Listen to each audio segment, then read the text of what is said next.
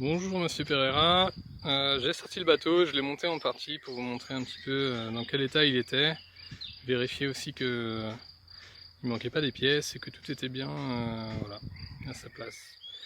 Donc j'en profite pour vous faire un petit tour là du bateau, ce sera plus pratique en vidéo que avec des photos.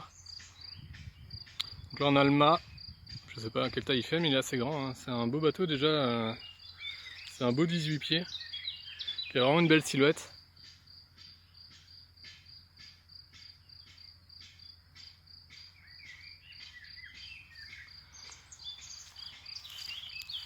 Sur l'arrière, on a quoi? On a là, là, vous pouvez voir le sticker déjà Matia qui se décolle absolument pas, qui est d'origine, donc ça montre un peu l'état du bateau en général et qu'il a dormi dans des hangars et surtout qu'il n'a pas beaucoup touché l'eau.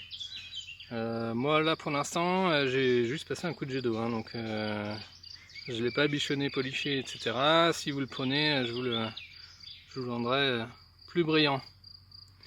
Ici, donc qu'est-ce qu'on a? On a le safran, le système de relevage du safran. Le safran, je vais vous laisser voir, hein. Il est même pas rayé.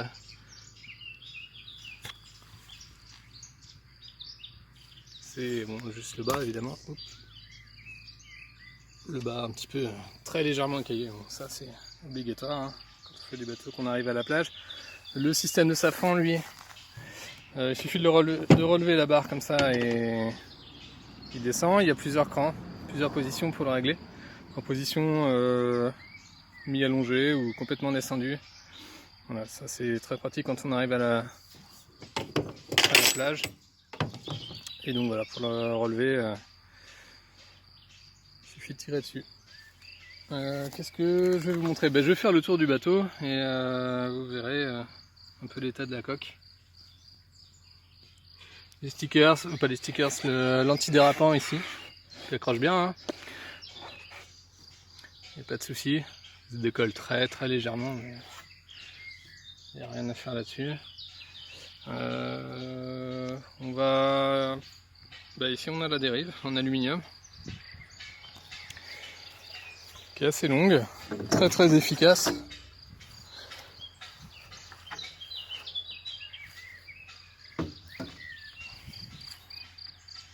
Dès qu'on la descend, on sent tout de suite la différence.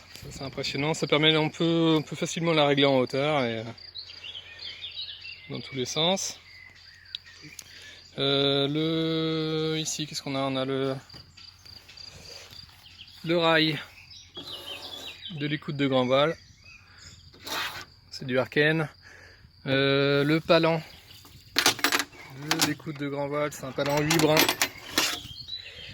8 brins, Liumar. État impeccable avec son boot. Voilà. Tous les bloqueurs fonctionnent vraiment bien. Voilà. Celui en plus je viens de le nettoyer, je l'ai démonté, je l'ai nettoyé. Petit coup de téflon et c'est reparti. Ici on a le trampoline, l'ancien trampoline qui peut encore servir, mais bon voilà, je viens d'un nouveau de commander, ce sera quand même mieux. Qu'est-ce que je vais vous montrer? Peut-être l'état général de la coque. Et voilà, donc j'ai juste passé un coup de jet. Hein. Mais vous allez voir que c'est pas abîmé, c'est pas rayé. Je vais faire le tour de la coque après. Tant que je suis là, je parle du pied de mât. Ici on a des bloqueurs hein, qui fonctionnent très bien. Ça c'est pour le Cunningham, c'est du Ronstam. Voilà, ça claque bien. Le chariot de l'écoute du phoque. C'est une écoute continue qui, voilà, qui est là d'ailleurs, c'est la bleue. Qui tient très bien en main, très bon état. Ah tiens, là on a le stick. Le stick, je crois que c'était une option d'ailleurs. Voilà, qui est hyper léger et qui permet de régler en un quart de tour comme ça, de le bloquer, de le sortir. Donc ça c'est vraiment très rapide, très agréable pour sortir au trapèze, rentrer, passer sous la grand voile. On voit. Ça permet d'aller très loin.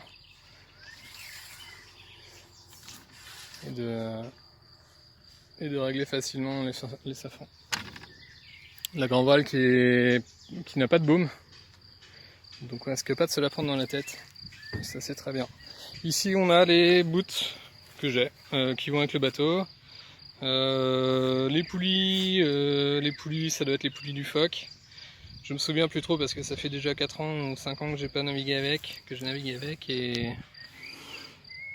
donc voilà. Ça c'est un boot en Dynéma qui n'a jamais servi. C'était pour remplacer un haubans en cas de secours ou n'importe quel boot qui aurait pu lâcher. Ici, je sais plus trop ce qu'il y a comme palan. Là on a le Cunningham. Enfin, les boots sont en bon état, il n'y a pas de souci là-dessus. Voilà.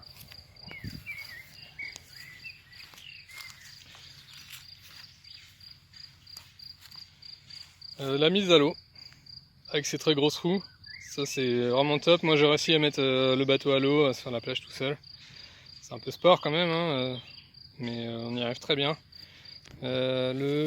Ici les trapèzes, les câbles de trapèze, avec les systèmes de réglage. Voilà. Classique, hein, pour le coup, il n'y a rien de spécial. La mise à l'eau elle se démonte très facilement, enfin il faut juste 2 clés à laine. Là par exemple on voit il y a encore la moquette impeccable. Là-dessus tout a été rincé à chaque fois de toute façon après l'utilisation. Je démonte, tac. Là on a la valeur de spi. La valeur de spi donc, dont je ne me suis jamais servi. On a le spi qui est ici. Donc, par exemple, si vous voyez les coutures là, je pense qu'il a vraiment pas beaucoup servi celui-là. Le propriétaire avant moi s'en est jamais servi, moi non plus. Donc, voilà, c'est une voile incidence. Et son valeur pareil qui est vraiment très propre.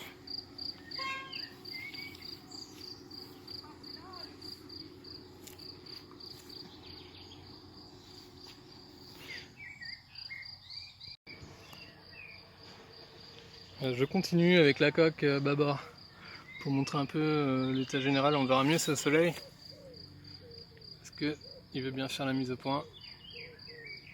Voilà. On se rend compte de l'état général.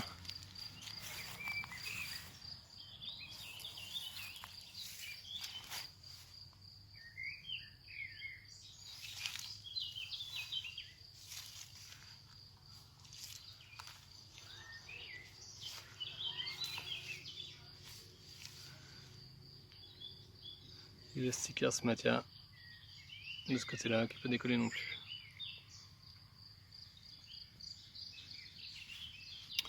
Voilà, je pense qu'on a fait le tour. S'il y a d'autres questions, n'hésitez pas.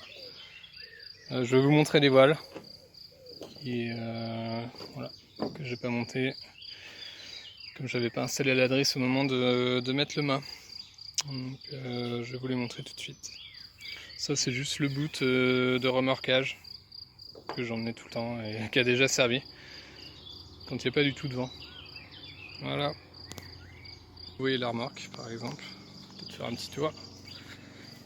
Un peu dans l'herbe mais...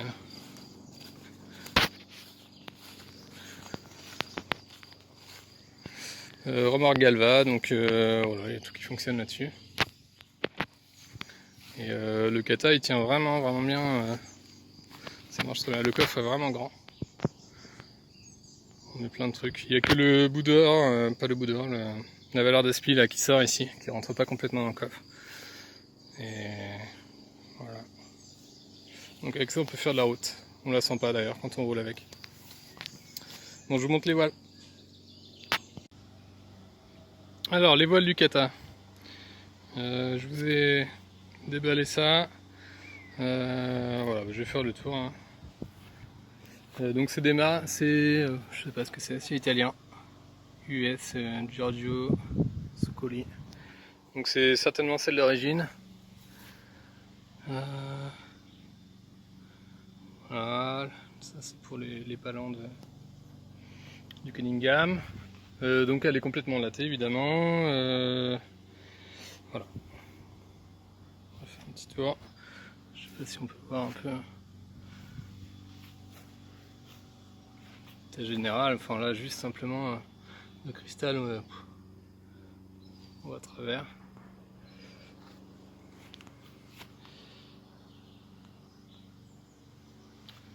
Numéro 99.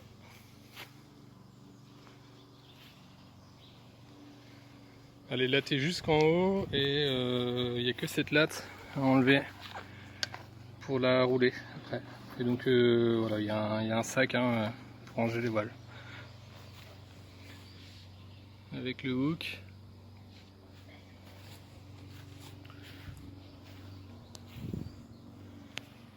Les penons.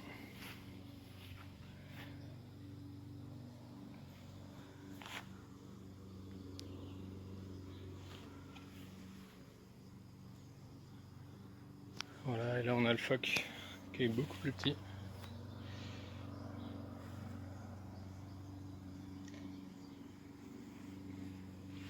Et qui est latté aussi, en latte souple. Il n'y a rien à faire sur les lattes du phoque. Voilà, donc c'est même usure et même origine et très certainement même époque. Voilà. Ah oui, donc c'était juste pour montrer aussi sur le phoque le système pour l'endrailler. C'est vachement bien, je sais pas si c'est comme ça partout, mais ici c'est un zip qui court tout du long de l'été et ça va très très vite de l'envoyer. Ça c'est vraiment top. Voilà, la grand voile c'est un système classique qui vient se glisser dans la gorge du mât. Ouais, juste pour dire que les voiles ont été, comme tout l'ensemble du matériel d'ailleurs, à chaque fois rincées à l'eau douce. Donc voilà.